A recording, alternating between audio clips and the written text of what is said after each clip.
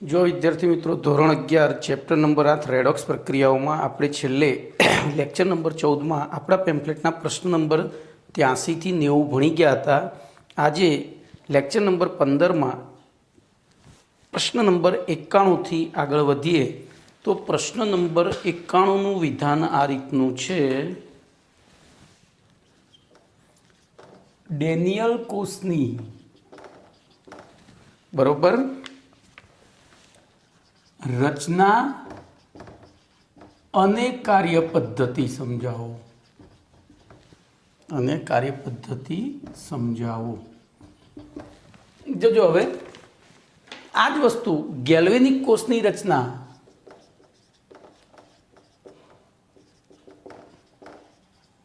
अने कार्य पद्धति समझाओ आवो प्रश्न 12 में आवशे। आनो आज जवाब कोई चेंज नहीं, आनो आज जवाब कोई चेंज नहीं। 12मा ધોરણમાં ડેનિયલની જગ્યાએ ગેલ્વેનિક। હવે ડેનિયલ અને ગેલ્વેનિકમાં શું ડિફરન્સ છે હું તમને કહી દઉં તો અહીંયા આનું આખું નામ લ્યુગી ગેલ્વાની હતું।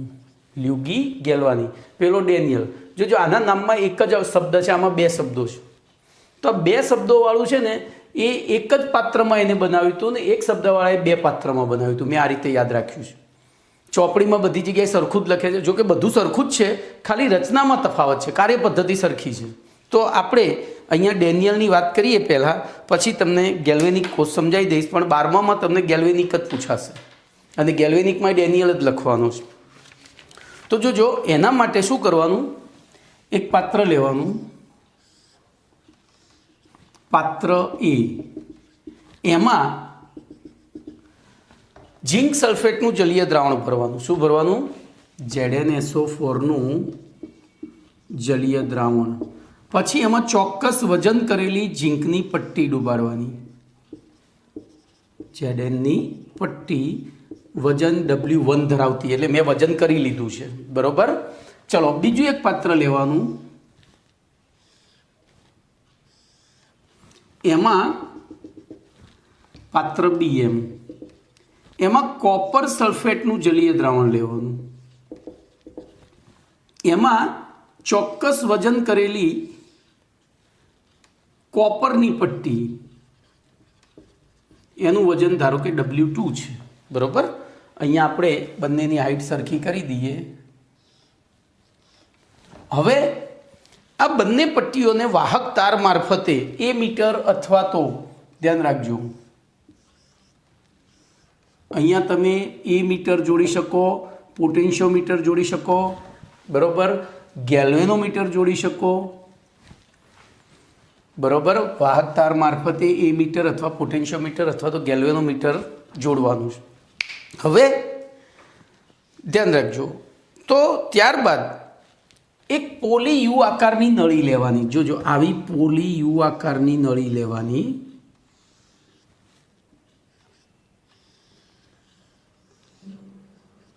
आ नळीनी अंदर पोटेशियम नाइट्रेट अथवा पोटेशियम क्लोराइड अथवा एमोनियम नाइट्रेट जो KNO3 KCl अथवा NH4 ट्वाइस NO3 अरे NH4 NO3 ज आवशे, सॉरी हो, NH4 NO3 वगैरह जेवा विद्युत विभाज्य पदार्थों। हवे जो आमां एक शरत छे, कया विद्युत विभाज्य पदार्थों? तो जेमा धन आयन अने ऋण आयनना वहनांक समान होय वगैरह जेवा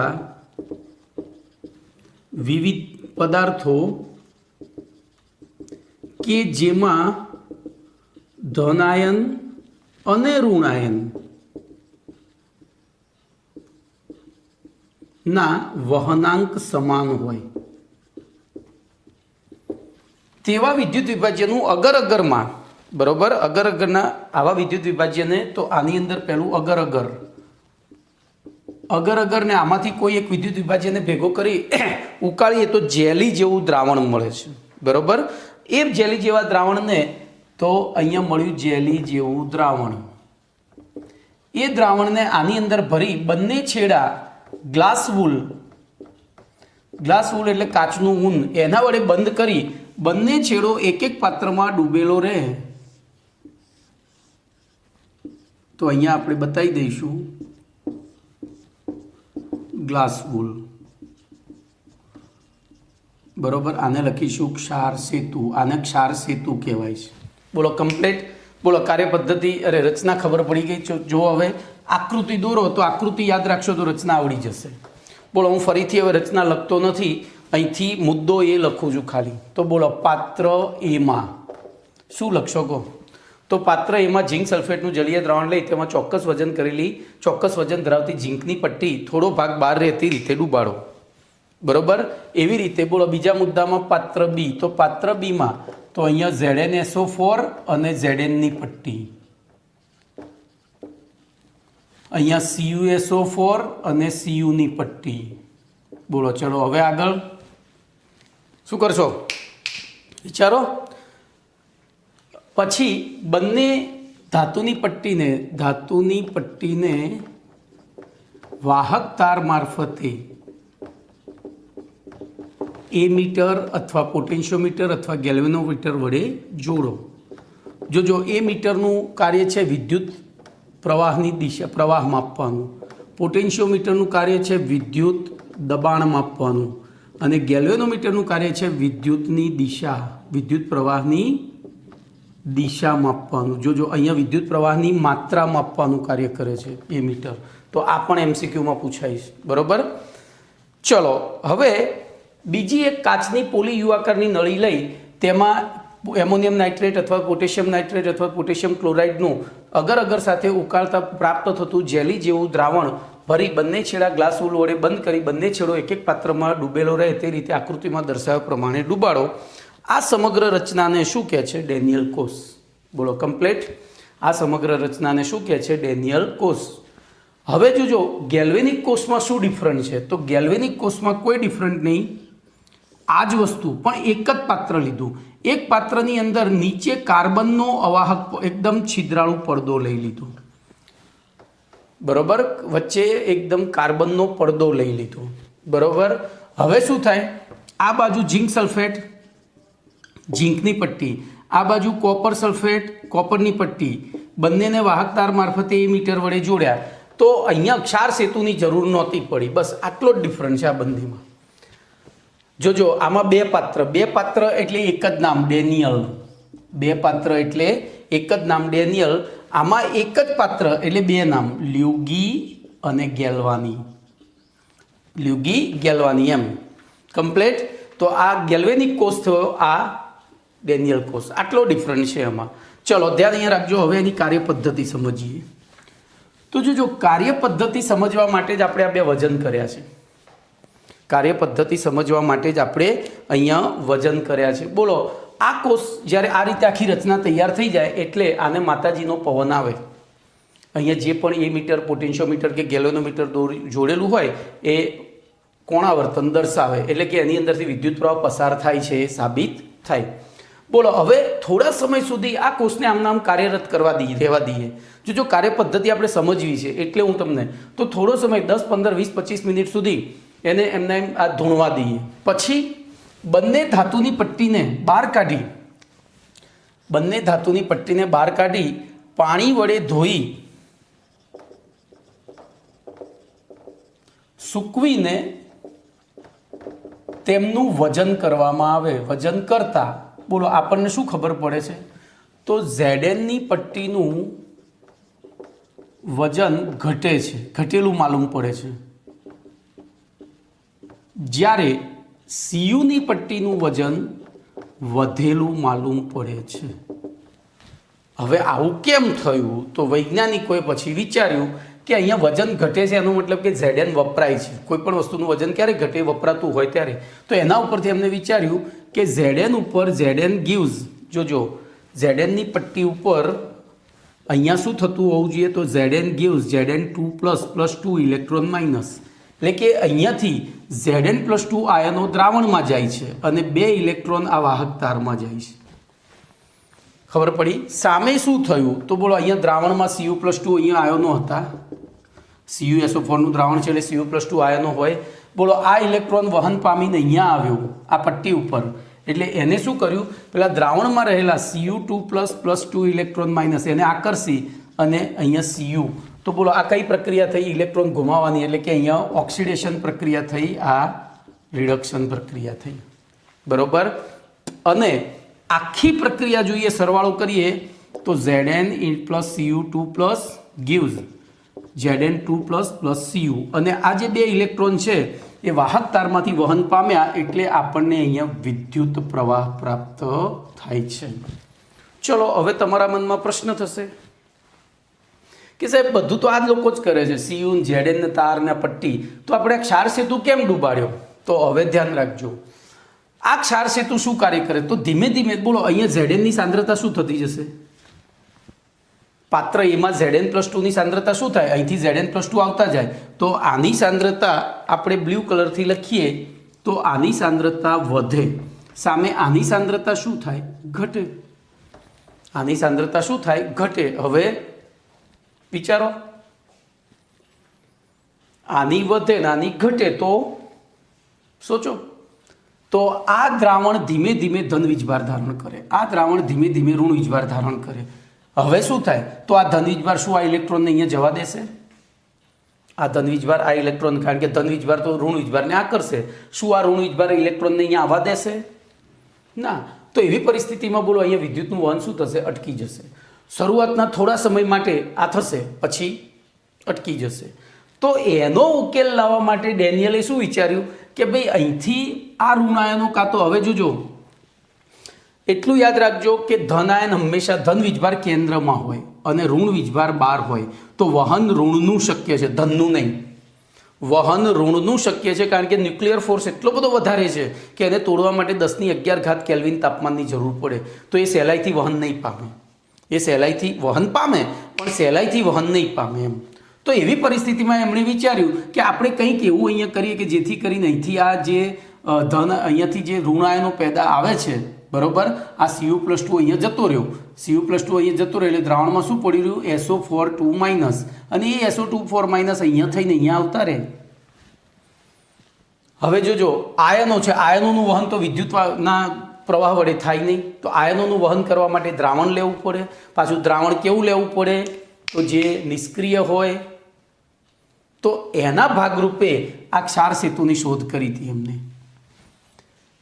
ઘણા બધા પ્રયોગો કર્યા હતા, બહુ સહેલાઈથી નથી થઈ. ઘણા બધા પ્રયોગોમાં અંતે એમને સફળતા મળી. પોલી યુ આકારની નળીમાં પોટેશિયમ નાઇટ્રેટ, પોટેશિયમ ક્લોરાઇડ અથવા એમોનિયમ નાઇટ્રેટનું અગર અગર સાથે ઉકાળીને પ્રાપ્ત થતું જેલી જેવું દ્રાવણ ભરી બંને છેડા અંદર ડૂબાડ્યા. ત્યારે હવે જો આપણે તો અનુમાન કરીશું કે ભાઈ SO4 અહીંથી અહીંયા આવવા જોઈએ, પણ વાસ્તવમાં આવે છે કે નહીં એ કેવી રીતના ખબર પડે? તો વાસ્તવમાં આવે છે ખબર પડે અહીંથી. બોલો, કોપર સલ્ફેટનો રંગ વાદળી છે અને ઝીંક સલ્ફેટનો રંગ રંગવિહીન છે. તો આ કોષને આ રીતે આખો તૈયાર કરીને આપણે મૂકી રાખીએ તો ધીમે ધીમે ધીમે સમયની સાથે આની વાદળી રંગ ઘટે છે, બરોબર. હવે રંગવિહીન રંગ તો વધે તો આપણને ખબર ના પડે, પણ આ તો ઘટે છે. એ ઘટે છે એનો મતલબ શું થયો? Cu+2 અહીંયા જમા થયા અને SO4 અહીંથી વહન પામીને અહીંયા આવતા રહ્યા પડી. તો આમ ક્ષાર સેતુનું કાર્ય શું છે? બે ધ્રુવોને, બોલો, બે ક્ષાર સેતુનું કાર્ય શું? તો બંને બીકરમાં ભરેલા દ્રાવણોને સંપર્ક પૂરું પાડવાનું કાર્ય કરે છે, પ્રક્રિયામાં ભાગ લીધા સિવાય. આ ક્ષાર સેતુનું કાર્ય થયું, બરોબર. બોલો, કાર્ય પદ્ધતિ પણ આવી ગઈ. હવે આ કાર્ય પદ્ધતિમાંથી હું પછી આખી વાંચું છું અંદર પેમ્પલેટ પ્રમાણે, આ બધું રાખીને. બોલો, હવે આમાંથી તમને MCQ કઈ રીતે પૂછાય? તો પહેલો MCQ પૂછાય, બોલો, ડેનિયલ કોષમાં વિદ્યુત પ્રવાહ બાહ્ય પરિપથમાં ક્યાંથી ક્યાં? હવે જોજો, અહીંયા એક શબ્દ પકડજો. અહીંયા કઈ પ્રક્રિયા થઈ? ઓક્સિડેશન. અને જે ધ્રુવ ઉપર, જે પટ્ટી ઉપર ઓક્સિડેશન થતી હોય તેને એનોડ કહેવાય. શું કહેવાય? એનોડ. અને અહીંયા એ ઋણ વીજભારિત છે, કારણ કે અહીંયા જોજો ઇલેક્ટ્રોન ઉત્પન્ન થાય છે, તો અહીંયા એ ઋણ વીજભારિત. સામે જેની ઉપર રિડક્શન થાય છે, અહીંયા રિડક્શન થઈ, જુઓ આ પ્રક્રિયા, રિડક્શન પ્રક્રિયા અહીંયા થઈ હતી, તો રિડક્શન થાય છે એને કહેવાય કેથોડ. અને કેથોડ અહીંયા શું થાય છે? એમાં ધન વીજભાર, ઋણ વીજભાર વપરાય છે.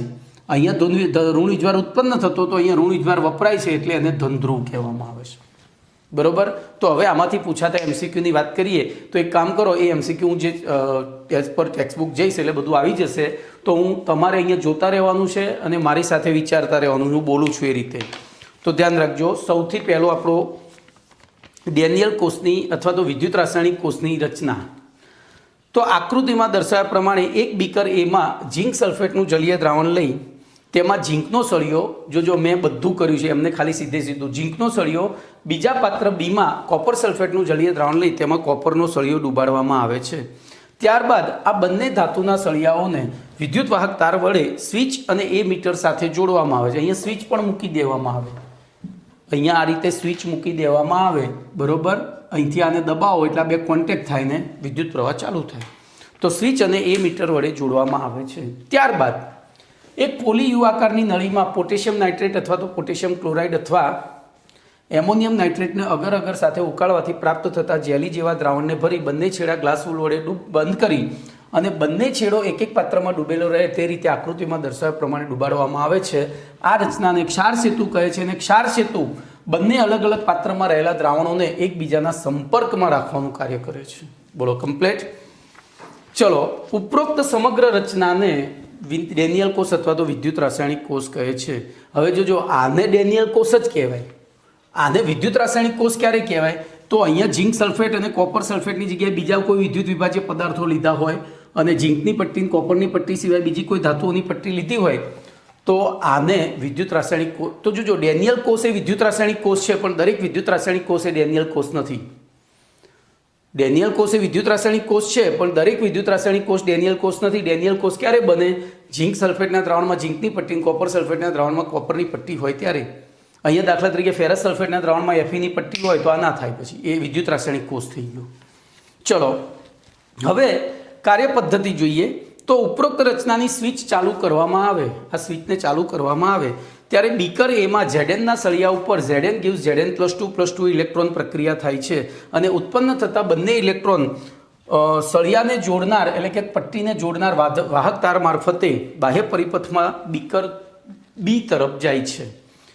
આથી બીકર બીમાં આવેલા Cu+2 આયનો, બોલો, કોપર ધાતુના સળિયા ઉપર Cu+2 electron minus give Cu પ્રક્રિયા અનુભવી, બરોબર, કોપરના આયનો કોપરની પટ્ટી ઉપર જમા થાય છે. આથી બીકર બીમાં કયા આયનો રહી જાય છે? બોલો.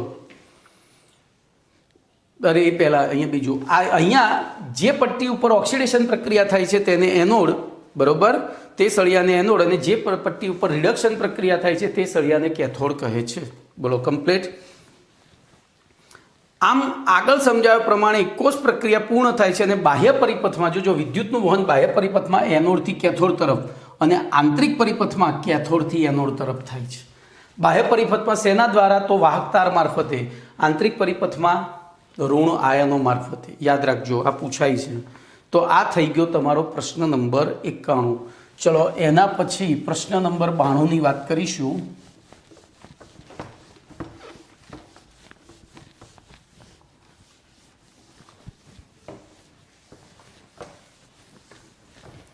તો પ્રશ્ન નંબર 92નું વિધાન આ રીતનું છે. રેડોક્સ યુગ્મ એટલે શું? ઉદાહરણ આપો.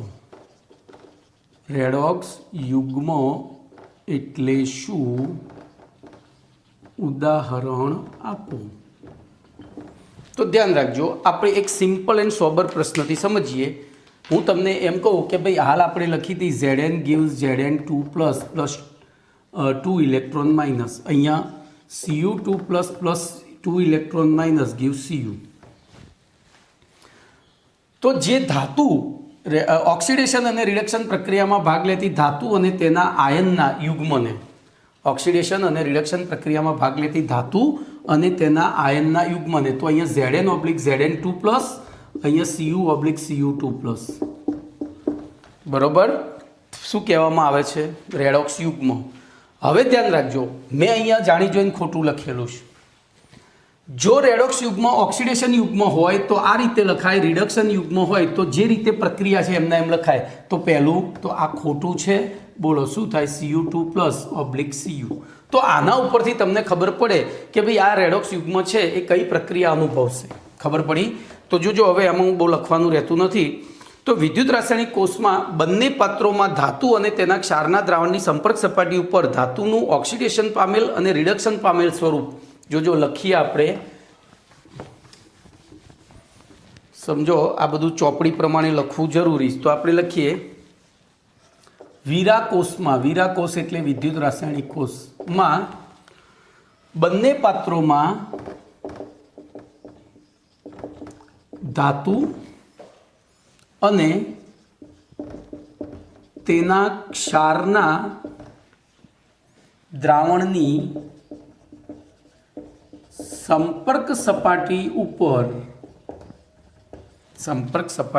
ઉપર ધાતુનું ઓક્સિડેશન કે રિડક્શન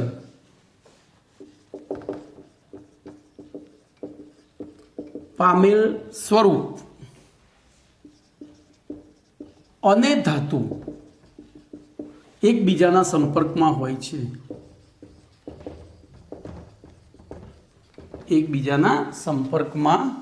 છે, એકબીજાના સંપર્કમાં એક સાથે હાજર હોય છે, એક સાથે હાજર હોય છે, બરોબર. જે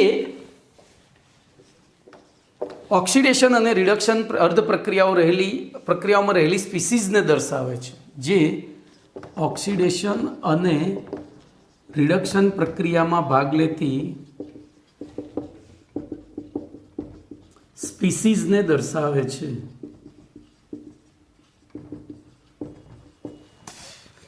બરોબર. આવા યુગ્મોને રેડોક્સ યુગ્મ કહે છે. કમ્પ્લીટ રેડોક્સ યુગ્મ કહે છે. દાખલા તરીકે ડેનિયલ કોષમાં જોઈએ તો Zn2+/Zn Cu2+/Cu, બરોબર. Zn+2 હવે જો મેં તમને આગળ શીખવાડ્યું એ પ્રમાણે એ મારા મગજમાં જૂનો સિલેબસ આવ્યો, નવા સિલેબસમાં રિડક્શન પોટેન્શિયલને પ્રમાણિત ગણ્યો છે ભાઈ, 12મા ધોરણમાં આવશે. રિડક્શન પ્રક્રિયાથી +2માંથી જોજો Zn2++2 electron minus give Zn અને Cu2++2 ઇલેક્ટ્રોન માઇનસ Cu. તો ભલે અહીંયા પેલા કોષમાં આની ઓક્સિડેશન પ્રક્રિયા થતી હતી, આનાથી ઊંધી પ્રક્રિયા થતી હતી, પણ જ્યારે આપણે રેડોક્સ યુગમાં દર્શાવીએ ત્યારે પ્રમાણિત સ્થિતિને ધ્યાનમાં રાખી એના રિડક્શન પોટેન્શિયલ રિડક્શન યુગ્મને જ દર્શાવવાનું છે. પણ મેં તમને શીખવાડ્યું એનાથી શું ખબર પડે, કોની ઓક્સિડેશન પ્રક્રિયા થાય કોની રિડક્શન થાય એ સીધું ખબર પડી જાય. પણ આપણે તો પહેલી ધાતુ આયન અને પછી ધાતુ જ દર્શાવવાનું છે રેડોક્સ યુગ્મમાં. કમ્પ્લીટ. ચલો એના પછીનો પ્રશ્ન નંબર 93 જોઈએ.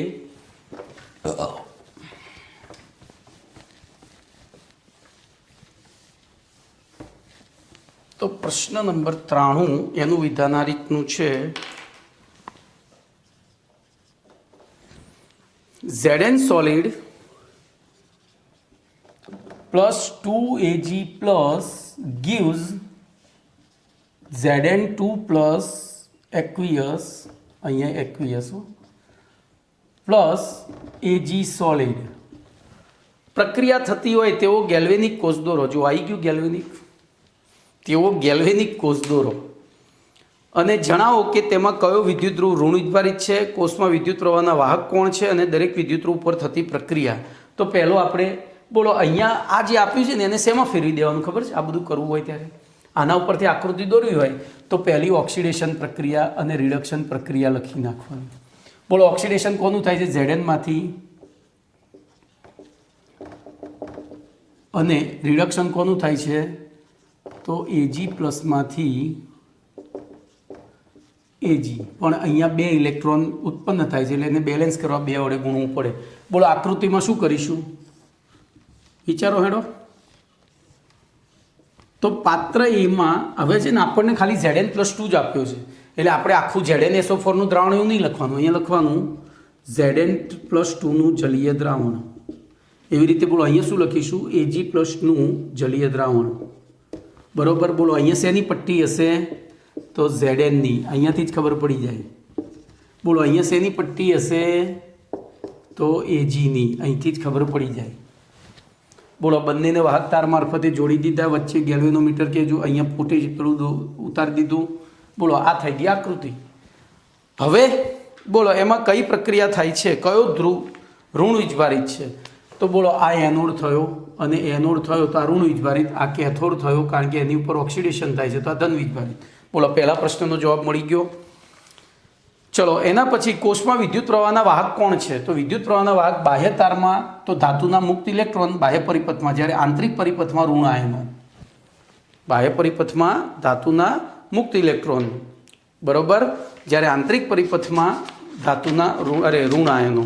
ચલો ત્રીજો પ્રશ્ન શું છે? દરેક વિદ્યુત ઉપર કઈ પ્રક્રિયા થાય છે? તો ઝેડએનની પટ્ટી ઉપર એનોડ ઉપર ઝેડએન gives Zn+2 અને 2 ઇલેક્ટ્રોન માઇનસ, જ્યારે રિડક્શન ઉપર Ag++2 electron minus gives Ag. Okay, તો આ રીતે. તો જો હવે હું એઝ પર પેમ્ફલેટ વાંચું તો Zn+2 Ag plus aqueous gives Zn+2 plus Ag પ્રક્રિયા થતી હોય તેવી કોષ આકૃતિમાં દર્શાવ્યા પ્રમાણે છે. હવે પહેલો પ્રશ્ન, ઉપરોક્ત અથવા તો આ કોષ પ્રક્રિયામાં ઝીંકનું ઓક્સિડેશન થાય છે. આથી મુક્ત થતા ઇલેક્ટ્રોનના કારણે ઝીંકનો ધ્રુવ ઋણવિભારિત હોય છે. ઝીંકનું ઓક્સિડેશન થાય છે, તેથી મુક્ત થતા ઇલેક્ટ્રોનના કારણે તે ઋણવિભારિત હોય છે. અને Ag+નું રિડક્શન થાય છે, બરોબર, તેથી ત્યાં ઇલેક્ટ્રોન વપરાય છે, તેથી Agનો ધ્રુવ ધન વિજભારિત હોય છે. ચલો, ઉપરોક્ત કોષમાં બાહ્ય પરિપથમાં ધાતુનો વિદ્યુત વાહક તાર અને આંતરિક પરિપથમાં ઋણ આયનો વિદ્યુતનું વહન કરે છે. બીજા પ્રશ્નનો જવાબ. અને એનોડ કેથોડ ઉપર થતી પ્રક્રિયા આ છે, પતી ગયું. ચલો એના પછી પ્રશ્ન નંબર 94. એના પછી પ્રશ્ન નંબર 94.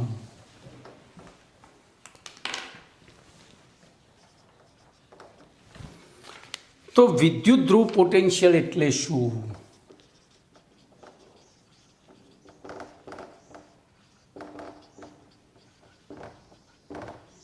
બોલો, વિદ્યુત ધ્રુવ પોટેન્શિયલ એટલે શું? તો ધ્યાન રાખજો. તો વિદ્યુત રાસાયણિક કોષમાં પાત્રમાં લીધેલા દ્રાવણમાં ડૂબાડેલા ધ્રુવ ઉપર થતી પ્રક્રિયા દ્વારા વિદ્યુત ધ્રુવના સંપર્કમાં રહેલા રેડોક્સ યુગ્મનું એકબીજામાં રૂપાંતરણ થવાની વૃત્તિના સાપેક્ષ વલણને, ધ્યાન એ રાખજો, કશું જ નથી. બોલો, અહીંયા આપણે Zn, અહીંયા કોણ એકબીજાના સંપર્કમાં છે? તો Zn અને Zn+2. બોલો, અહીંયા કોણ સંપર્કમાં છે? Cu+2 અને Cu. તો ધ્યાન રાખજો. હવે વિદ્યુત રાસાયણિક કોષમાં, ફરીથી જોજો, હું વ્યાખ્યા બોલું છું.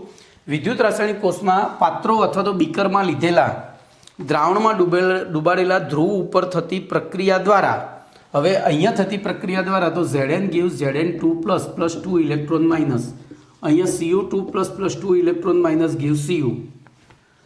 તો થતી પ્રક્રિયા દ્વારા સંપર્કમાં, ધ્રુવના સંપર્કમાં રહેલા રેડોક્સ યુગ્મનું એકબીજામાં રૂપાંતરણ થવાની વૃત્તિમાં.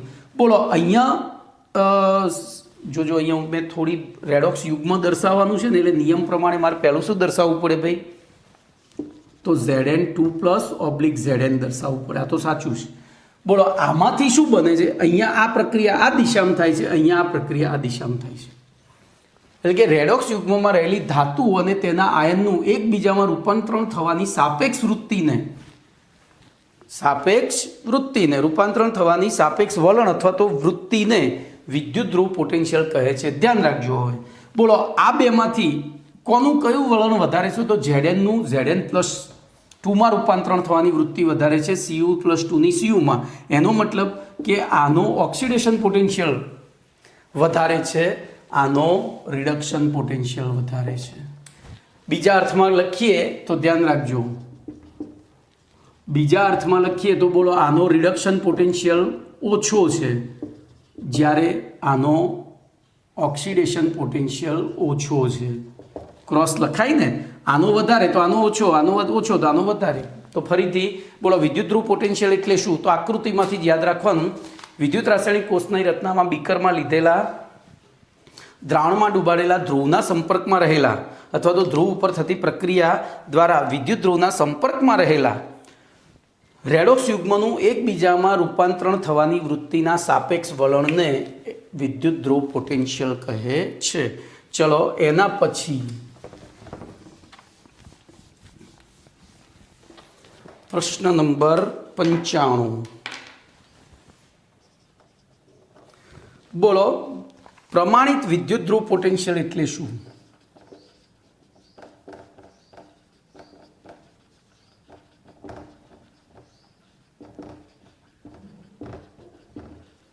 આ બધું 12માં ભણવાનું છે, ફરીથી 5મા પાઠ, ત્રીજા પાઠમાં. બોલો, પ્રમાણિત વિદ્યુત ધ્રુવ પોટેન્શિયલ એટલે શું?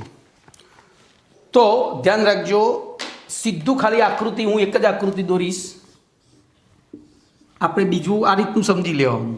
બોલો, અહીંયા લીધેલા દ્રાવણની સાંદ્રતા 1 મોલર, તાપમાન બોલો તો પ્રમાણિત છે એટલે કેટલું આવે 273 કેલ્વિન, અને દબાણ 1 બાર હોય. અહીંયા દાખલા તરીકે આપણે વાયુ પસાર કરતા હોઈએ, આગળ આવશે 12મા ધોરણમાં, ઘણી વખત વાયુ પસાર કરવો પડે, અને એ વાયુ 1 બાર દબાણે આપણે પસાર કરતા હોઈએ. ચલો, વાયુ પસાર ના કરતા હોય તો નોર્મલ કન્ડિશનમાં 1 બાર જ દબાણ હોય, તો આ આખી રચનાને પ્રમાણિત કોષ કહેવાય, અર્ધકોષ. અને એ પ્રમાણિત અર્ધકોષના પોટેન્શિયલને પ્રમાણિત વિદ્યુતધ્રુવ પોટેન્શિયલ કહેવાય. તો ધ્યાન રાખજો, કશું જ કરવાનું નથી, સીધું જ જે વિદ્યુત રાસાયણિક કોષમાં બીકરમાં લીધેલા દ્રાવણની સાંદ્રતા 1 મોલર, દબાણ 1 બાર અને તાપમાન 273 કેલ્વિન હોય ત્યારે તે બીકરમાં ડૂબાડેલા ધ્રુવ ઉપર થતી પ્રક્રિયા દ્વારા વિદ્યુત ધ્રુવના સંપર્કમાં રહેલા રેડોક્સ યુગ્મનું એકબીજામાં રૂપાંતરણ થવાની વૃત્તિના સાપેક્ષ વલણને પ્રમાણિત વિદ્યુત ધ્રુવ પોટેન્શિયલ કહે છે. આગળની જ વ્યાખ્યા ખાલી એમાં આટલું એડ કરી દેવાનું. ત્યારે તે દ્રાવણમાં ડૂબાડેલા ધ્રુવના સંપર્કમાં રહેલા રેડોક્સ યુગ્મોની એકબીજામાં રૂપાંતરણ થવાની વૃત્તિના સાપેક્ષ વલણને શું કહે છે? પ્રમાણિત વિદ્યુત ધ્રુવ પોટેન્શિયલ. હવે હાઇડ્રોજન વિદ્યુત ધ્રુવના પ્રમાણિત વિદ્યુત ધ્રુવ પોટેન્શિયલનું મૂલ્ય 0 સ્વીકારવામાં આવ્યું છે. યાદ રાખજો, હાઇડ્રોજનનું 0 સ્વીકારવામાં આવ્યું છે. કેમ 0 સ્વીકારવામાં આવ્યું છે આપણે 12માં શીખવાનું છે, એટલે હાલ પૂરતું ખાલી સ્વીકારી લઈએ છીએ. અને તેની મદદથી બાકીના બધા જ જે વિદ્યુત ધ્રુવો છે એમના વિદ્યુત ધ્રુવો એટલે કે એમના પોટેન્શિયલ નક્કી કરવામાં આવે છે, પ્રમાણિત પોટેન્શિયલ, અને એમના રિડક્શન પોટેન્શિયલના મૂલ્યોની ઉતરતી શ્રેણી બનાવવામાં આવી છે. રિડક્શન પોટેન્શિયલના મૂલ્યોની ઉતરતી શ્રેણી બનાવવામાં આવી છે, જેને EMF શ્રેણી, ઇલેક્ટ્રોમોટિવ ફોર્સ સિરીઝ કહેવામાં આવે છે. બરોબર. હવે આ શ્રેણીમાં મુખ્ય ધાતુઓના રિડક્શન પોટેન્શિયલના મૂલ્યોનો ચડતો ક્રમ, જોજો, રિડક્શન પોટેન્શિયલના મૂલ્યોનો ચડતો ક્રમ અથવા ઓક્સિડેશન પોટેન્શિયલના મૂલ્યોનો ઉતરતો ક્રમ યાદ રાખવાની ટ્રીક છે. જીવણ કાગડો આવશે કે કોઈની ટીન લાવશે? ભાઈ આ રહ્યું, તૈયાર કરી દેજો આ ટ્રીક. બરોબર. સોરી, મેં અધૂરું બોલ્યું. લેપક્ષા મેં લખાયેલી જ છે, લેપકશા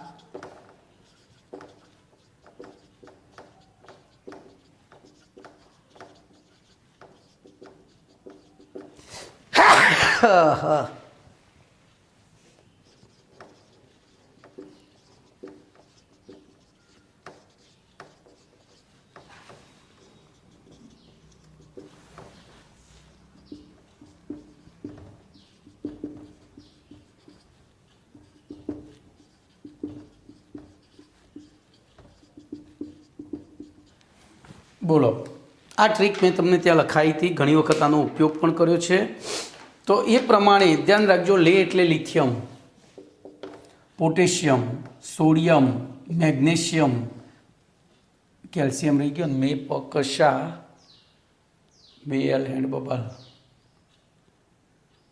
લે, એક મિનિટ, મારી ભૂલ નહીં થઈ, પકશા, હા, ક રહી ગયો વચ્ચે, પશા લઈ ગયું, થઈ ગયું. જો અહીંયા ક રહી ગયો છે એટલે કેલ્શિયમ, પછી સોડિયમ, પછી મેગ્નેશિયમ, પછી એલ્યુમિનિયમ, પછી હાઇડ્રોજન ઇન બેઝ, પછી zinc, chromium, iron, cadmium, cobalt, nickel, tin અને લેડ. આ બાજુ હાઇડ્રોજન ઇન એસિડ, પછી કોપર, સિલ્વર, બ્રોમિન, ક્લોરિન અને ફ્લોરિન. તો આ ટ્રીક યાદ રાખવાની છે. આના ઉપરથી ઘણા બધા MCQના જવાબ તમને આવડશે. આના ઉપરથી ઘણા બધા MCQના જવાબ આવડશે. જો એના પછી પ્રશ્ન નંબર 96, ભાઈ આ બધા ટેક્સ્ટબુકમાં નહીં મળે પણ આ GNET માટે મહત્ત્વના MCQ છે, અરે પ્રશ્નો છે. બરાબર, એને આપણે બરાબર સમજીશું ને તો GNETમાં તકલીફ નહીં પડે આ પાઠમાં. જોઈએ પ્રશ્ન નંબર 96. બોલો, એક ધાતુ તત્વ અને બીજી ધાતુના આયન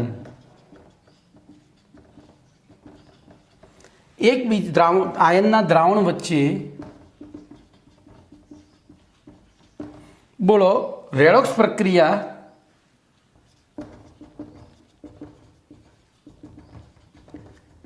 ક્યારે શક્ય બને છે? બરોબર, ધ્યાન એ રાખજો. આ પહેલા તો પ્રશ્નને સમજો બરાબર. એક ધાતુ છે અને બીજી ધાતુનું દ્રાવણ છે. આ બંને વચ્ચે ક્યારે રેડોક્સ પ્રક્રિયા શક્ય બને? તો હું એના ઉદાહરણ માટે ધાતુ તરીકે Zn લઈ લઉં અને ધાતુ આયન તરીકે Cu2+ લઈ લઉં. શું લઈ લઉં? Zn અને ધાતુ. બોલો, હું અહીંયા આને સમજાવવા માટે હવે તમારી 10મા ધોરણનો સહારો લઉં. બોલો, ઝીંક અરે કોપર સલ્ફેટનું જલીય દ્રાવણ લઈ એમાં ઝીંકનો સળિયો ડૂબાડું. યાદ આવે છે શું થતું હતું? ખબર પડી? તો અહીંયા હાલ આપણે ભણી ગયા લેપક. હું સીધી ટ્રીક જ લખીશ, અરે સંજ્ઞાઓ જ લખીશ. બરોબર, ધ્યાન રાખજો. Lithium, potassium, calcium, sodium, magnesium, aluminium, hydrogen in base, લેપક્ષા મેલ હેન્ડ બબાલ, જીવણ કાગડો આવશે કે કોઈની ટીન લાવશે, હાય કોપરની કે ચાંદીની બકા ફૂલ. બરોબર, તો એ પ્રમાણે જોવા જઈએ તો આ શ્રેણીમાં ઉપરથી નીચે તરફ જઈએ એટલે કે અહીંથી અહીંયા તરફ જઈએ એમ ઓક્સિડેશન પોટેન્શિયલ ઘટે છે અને રિડક્શન પોટેન્શિયલ વધે છે. કમ્પ્લીટ. તો બોલો, આમાં આ બે એકબીજાના સંપર્કમાં છે. કોણ સંપર્કમાં છે? તો Zn અને Cu2+. અહીંયા હવે Znની ઓક્સિડેશન અનુભવવાની વૃત્તિ વધારે છે.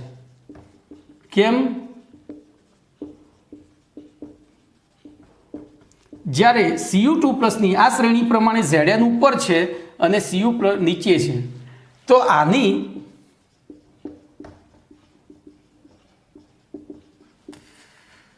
બોલો કમ્પ્લીટ. તો શું થશે? આનું ઓક્સિડેશન થશે. જોજો, તો Zn gives Zn2+ + 2 electron minus. એ બે ઇલેક્ટ્રોન આર્યો મેળવી લેશે અને શું બની જશે? ખબર પડી? તો બોલો, ક્યારે પ્રક્રિયા શક્ય બને? તો ધાતુ તત્વનો ઓક્સિડેશન પોટેન્શિયલ વધારે હોય અને જેનું આયન છે એવી ધાતુનો રિડક્શન પોટેન્શિયલ વધારે હોય, અથવા ધાતુ તત્વનો રિડક્શન પોટેન્શિયલ ઓછો હોય અને પેલાનો. ખબર પડી? તો જોઈએ, જ્યારે કોઈ એક મુક્ત ધાતુ અને બીજી ધાતુ આયનનું દ્રાવણ એકબીજાના સંપર્કમાં લાવવામાં આવે ત્યારે ધાતુ આયનનું દ્રાવણ હોય તે ધાતુ કરતાં જે ધાતુ આયનનું દ્રાવણ હોય તે ધાતુ કરતાં મુક્ત ધાતુનો ઓક્સિડેશન પોટેન્શિયલ વધારે હોય. જેનું દ્રાવણ હતું એના કરતાં મુક્ત ધાતુનો ઓક્સિડેશન પોટેન્શિયલ કેવો છે? વધારે. બરોબર. અથવા બોલો, ઓક્સિડેશન પોટેન્શિયલ વધારે છે તો રિડક્શન પોટેન્શિયલ કેવો થશે? ઓછો હોય ત્યારે તેમની વચ્ચે રેડોક્સ પ્રક્રિયા શક્ય બને છે. આથી ઊંચો ઓક્સિડેશન પોટેન્શિયલ ધરાવતી ધાતુના પાત્રમાં જોજો, હવે આપણે દાખલા તરીકે આ પાત્ર ઝીંકનું બનાવ્યું ને એમાં કોપર સલ્ફેટ ભરીએ તો શું થાય? આ પાત્ર ઝીંકનું પાત્ર બનાવીને કોપર સલ્ફેટ ભરીએ તો શું થાય? તો ઝીંકનું ધીરે ધીરે ઓક્સિડેશન થઈને પાત્ર ખવાઈ જાય. ઝીંકનું ઓક્સિડેશન થઈને દ્રાવણ બનતું જાય એટલે પાત્ર ખવાઈ જાય. તો કોપર સલ્ફેટ જે થોડું બચેલું હોય ને એ ઢળી જાય. અને જે કદાચ ધારો કે બહુ જાડું પાત્ર લીધું હોય તો અંદર છેલ્લે આપણને ઝીંક ભર્યું હતું કોપર સલ્ફેટ, પણ મળશે શું? ઝીંક સલ્ફેટ. કોપર તો અંદર જમા થઈ ગયું હશે, મુક્ત થઈ ગયું હશે.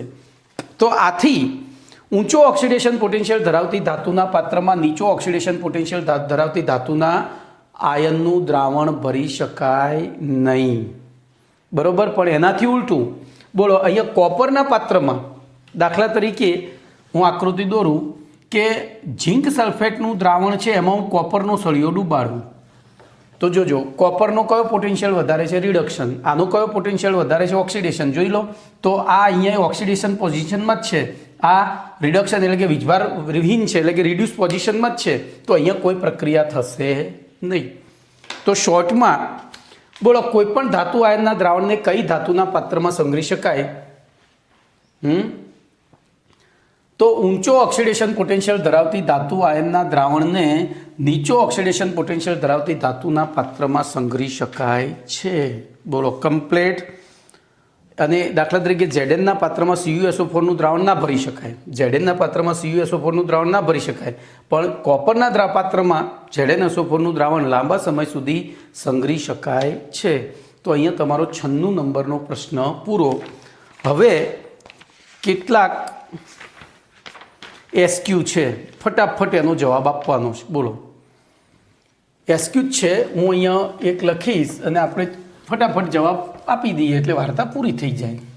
અત્યાર સુધી ભણ્યા એનો ઉપયોગ જ કરવાનો છે. બોલો, પ્રશ્ન નંબર 97.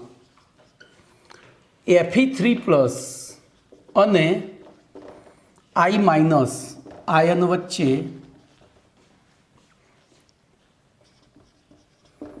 રેડોક્સ પ્રક્રિયા શક્ય છે કે નહીં જણાવો. બોલો બોલો, શું જણાવશો? તો અહીંયા તમારે પોટેન્શિયલ મૂલ્ય યાદ નથી રાખવાના, પેલી ટ્રીક યાદ રાખવાની છે. હું લખી દઉં છું બાજુમાં. બોલો, તો lithium, potassium, calcium, sodium, magnesium, aluminium,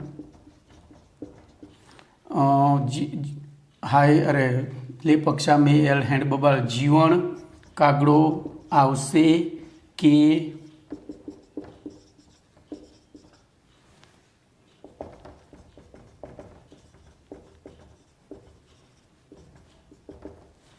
બરોબર? વિચારો હવે શું કહ્યું છે તમને. અહીંયા વીજભાર લેવાનો. બોલો, Fe+3 અને I- આયન વચ્ચે પ્રક્રિયા શક્ય છે કે નહીં? તો Fe+3 એ ક્યાં છે? ઉપર છે. અને I- અહીંયા I આવશે. બકા ફૂલ I2 એમ, બકા ફૂલ I2. તો બોલો, અહીંયા I- છેલ્લે આવે છે. તો અહીંયા પ્રક્રિયા શક્ય નથી. કેમ નથી શક્ય? બોલો, એક મિનિટ હો, મારી ભૂલ થાય છે.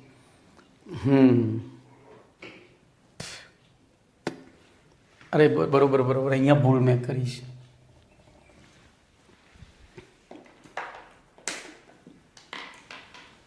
અહીંયા 2 કરવાનું હતું. બોલો, આપણને આની જગ્યાએ શું આપ્યું છે? I- આપ્યો છે. અને અહીંયા આની જગ્યાએ શું આપ્યું છે? Fe3+ આપ્યું છે. તો શું થશે કહો?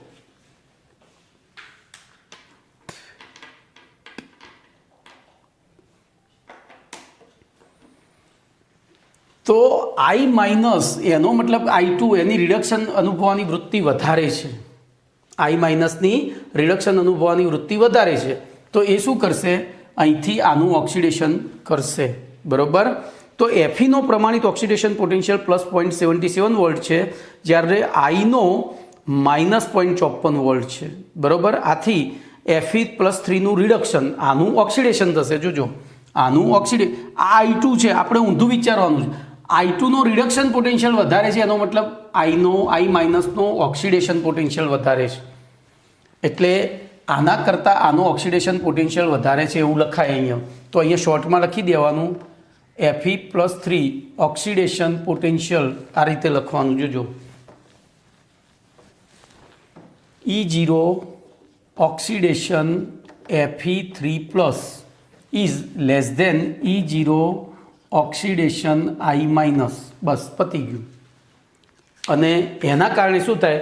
વધારે છે તો પ્રક્રિયા થશે. અહીંયા શું થશે? તો Fe3+માંથી Fe2+ અને ઇલેક્ટ્રોન છૂટો પડશે. સોરી, અને એ ઇલેક્ટ્રોન, મારી ભૂલ થઈ, અહીંયા ભૂલ થઈ. જોજો, અહીંયા ઓક્સિડેશન થશે એટલે રિડક્શન થશે. Fe3+ electron minus gives Fe2+.